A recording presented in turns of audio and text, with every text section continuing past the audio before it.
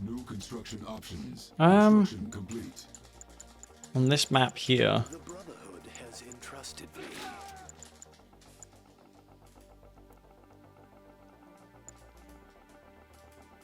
We must get to work.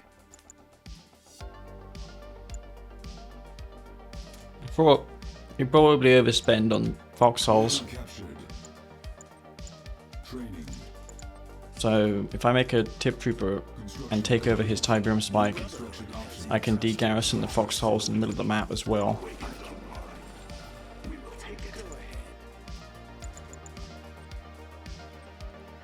So we'll do that.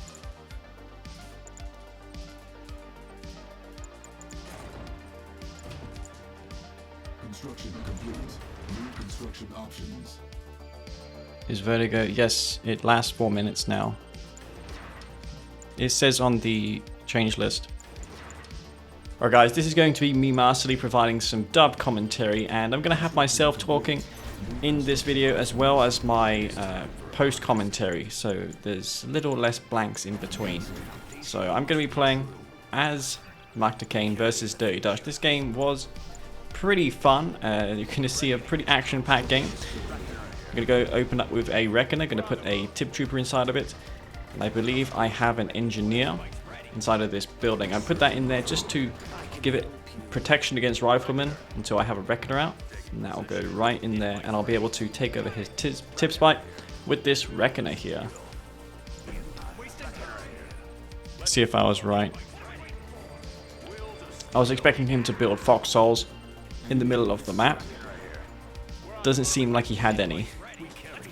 I'm going to get underway with my expansion. I did expand on one refinery. It's a good time to do so when you are going for a tier 2 strategy such as this. Something I could have done here was booby trapped his Tiberium spike. I recommend you guys, if you do this strategy yourselves, to do that, just so that if your opponent captures it back, you'll deny that to him. It's a pretty nice bike micro from me. I was actually pretty chuffed with my gameplay performance on this gameplay session. I built another Hano nod because I'm going to put rockets inside of my Reckoner. The tip trooper was just to move to that location, because maybe I can put that third unit inside of the Reckoner when it deploys in his base finally. My Reckoner will go underway to his base with those 2 rockets. So I'm using that as sort of a transport for my infantry. It's going pretty hard into pit balls. A lot of pit balls for Dirty Dutch. I've got these bikes still alive. I'm microing them around so I don't lose them. Unfortunate power plant placement though. Luckily I was able just to put that ref down.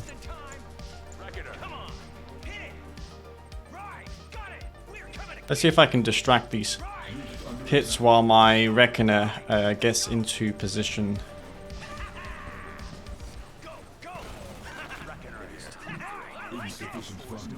I can deploy a full health Reckoner in his base right here, which is precisely what I just did. I managed to sneak that around, and it's a full health Reckoner. That has a ton of HP, so it's going to take a lot of firepower for him to destroy that. He's got a war factory down, so that can provide healing to his harvesters, but that was a pretty good move by me. It's going to give me time to get my expansion up without any fear of being counterattacked, because he has to deal with this Reckoner. Rigged, ready to move out. Cheers for the follow, man. Thank you very much for the follow. Getting a lot of those recently, despite not streaming very much, which is probably for the best that you follow, because I don't stream that often. So you can know when I'm going to go live next. Though sometimes I go online and offline to test my connection.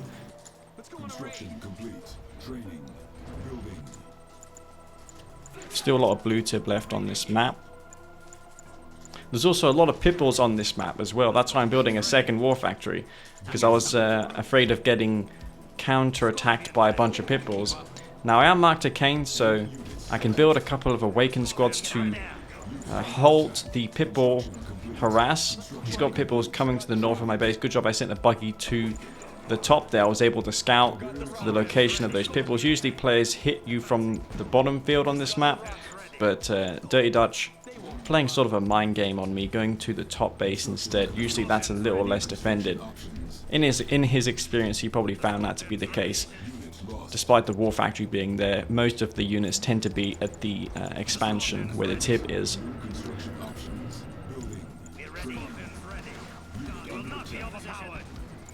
Insufficient funds. Cancelled. Detected.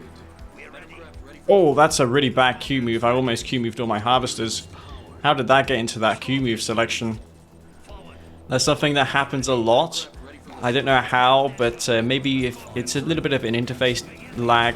It happens very rarely, but you have to be vigilant so you don't queue all your harvesters to the middle of the map, which is pretty disastrous. I've got these pit bulls out on the map somewhere. Need to be very wary of them. Cannot deploy here. New construction options. Building. He's got them somewhere. Let's get quad turrets after this. Wait till I get that dozer blade upgrade online. These harvesters need to start harvesting faster.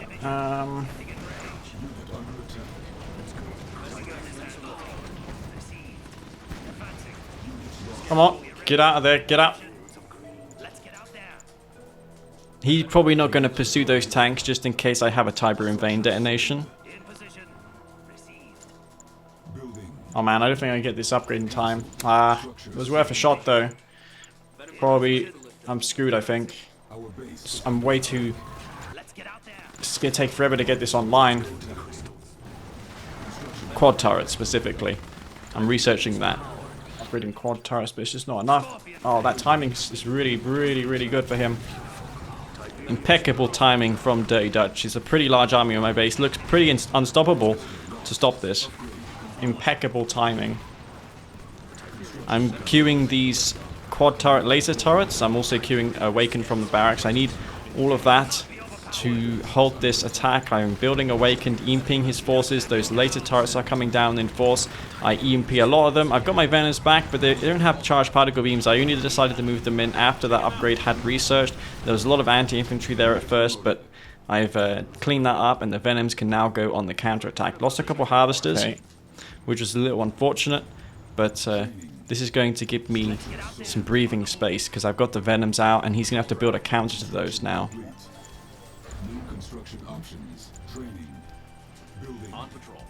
Luckily for me, he wasn't harassing my harvesters at the Blue Tiberium, though he can't really do that now. There's Venoms out. Venoms destroy pit bulls. I know it doesn't make sense because it says that pit bulls counter aircraft, but Venoms with that upgrade are really good against vehicles, so it kind of changes the position of the pit bull later on.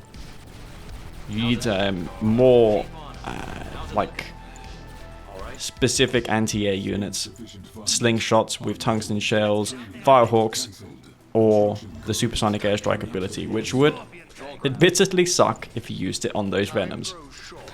As you can see, I've got a emissary out. Those do have a much faster deploy time in R19. It was reduced from 30 seconds to 20 seconds. That's a considerable decrease. Makes it much more viable. Plus they've got a 33% increase to their HP as well. So a little bit more durable. They can survive an Orca strike. Venoms, I'm really frantically trying to micro all of this stuff. It's pretty difficult macroing and also microing at the same time. I didn't expand my MCV, which means I've got my Conyard's radar, which does help in situations like this. This is the advantage of building an outpost. I can keep my radar, and it's an important tool because you can use it to quickly jump across the map. Now, as you can see, I'm low on power, and I need my radar because I often click the radar to get back to places quickly.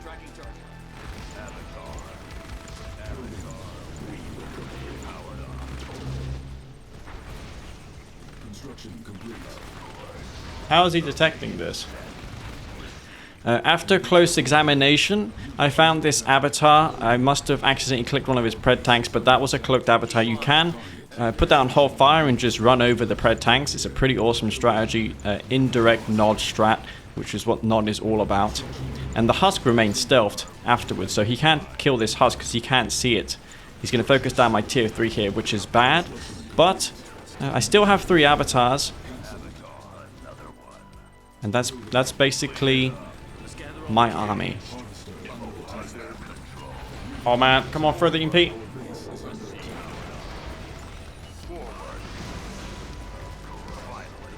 Slingshots he built obviously to counter the Venoms, but those were cleaned up. I still need to build more Venoms though, because he'll see a distinct lack of anti-air and he will abuse that. He is of course Zocom. Now Zocom, I know you're thinking it's a horrible faction to play against Magda Kane, but if Magda Kane isn't pushing them with a second MCV, if Magda Kane isn't abusing artillery, then I feel like it's a fair game for Magda Kane versus Zocom. It's only unfair when you spam MCVs. But this game I only have the one. Besides, I think if I made a second MCV, he would have just countered it because of the fact that MCVs don't have as much armor with that laser fence anymore. I built a tier 2 just to queue 2 more beam cannons because I love to equip my avatars with a secondary laser. It increases the firepower by 80%. DPS is increased by 80%. It's not exactly 100%, but it's still a significant increase to the damage. And I know it costs $1,000. I know it becomes a $3,200 unit then, but technically it's still a $2,200 unit. That means it's easier to rank up. It's a unit that is so powerful, yet it's easy to rank up because it has so much damage relative to its cost. It's like the flame tank with blue flame. That is often it promotes incredibly quickly because of the DPS that it has. Got a couple of these Scorp tanks still alive from earlier in this game. I'm just going to distract him with those while I set up an expansion in my original base. Dutch does have that tier 3 down. As you can see, it has the night lights on them because I decided to put that on the tier 3. Nice expansion for me set up. I don't have to be concerned in this matchup about spreading refineries, as long as they're not too close so that Firehawks can't bomb between them. Pipple's coming into my base. I quickly fence my tier 3. He doesn't have mortars online, but this obelisk combined with the EMP should deter that from coming into my base. I'm stopping all of his attacks, and I'm now working on my Redeemer engineering facility. I'm going to put that down in my base. And this avatar is going to make its way around the back there. And this is where things are going to get pretty frantic. I've got avatar there. Now all 3 of them were stealth because I did use the cloaking field support power not long ago. Harvester's pretty damaged. I'm going to send those to the war factory because Harvesters, when really damaged, or any vehicle for that matter, will move slower if they are in that state. Got a huge army somewhere. Yeah, he's got a huge army somewhere. He's got a double war factory, as I saw in his 3rd base. Can't see his army yet. I've got these stealth tanks. I see a harvester. I quickly snipe that. No tip core online for me just yet. I see the army just there, and I quickly turn away from that. Dutch probably focused on the stealth tank, though I wasn't. Unfortunately, running into those units there, I lose all my stealth tanks. My other stealth tank is also going to be destroyed. And this huge unstoppable GDI force is just pushing into my base here. This one avatar is not going to stand a chance against this huge army. Redeemer not out just yet. I've got that quad turret, laser turret, but it's not enough. It's going to fall quickly. Redeemer coming out. And I've got 2 avatars, one in the north, one in the south, which I split off instead of defending this base because I felt like he would have just snowballed if I had not tried to inflict some economic damage while this was happening. I needed to go on the counter-attack despite what is happening here. I've got the avatar there, still on hold fire. I don't want it to give away its position just yet. I'm looking for key structures to target. Redeemer will be focused down. I waited for the ideal time to use that. Avatar sniping his harvesters in the back of the base. Now that's going to rank up quickly. As you can see, it goes to elite status. by killing those 3 harvesters. There's 1 avatar back there as well in his other base, killing those structures, and now we have somewhat of a base race happening, and I anticipated this would happen. That's why I queued an emissary. And the thing about the emissary that I made before is my MCV never moved, so I was allowed to make this outpost, and he's not going to see it. So I've got the outpost already en route to the top of the map. I'm going to deploy it somewhere where I feel he won't look for. And this avatar's ranking up slowly on these buildings. I'm trying to get experience so I can get to that elite status or heroic status, which would be impossible for him to deal with. Heroic avatars are probably one of the best heroic units in the game. Tripods may be a little bit better, but that double fire rate on the double laser is incredible. There we go. There's the heroic avatar.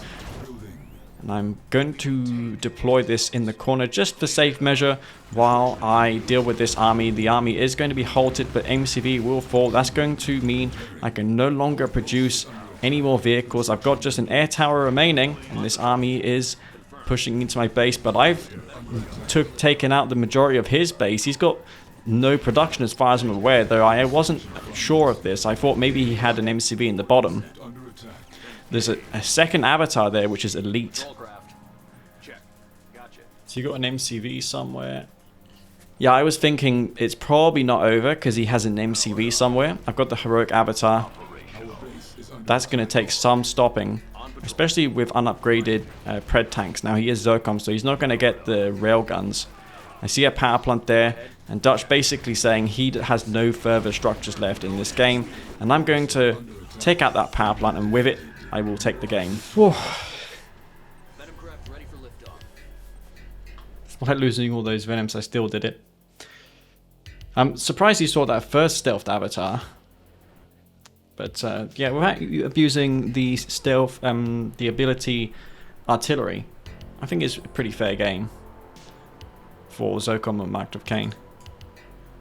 On that sort of map there, at least. I think he needed a few hammerheads mixed in with his army, and he would have done much better than he did.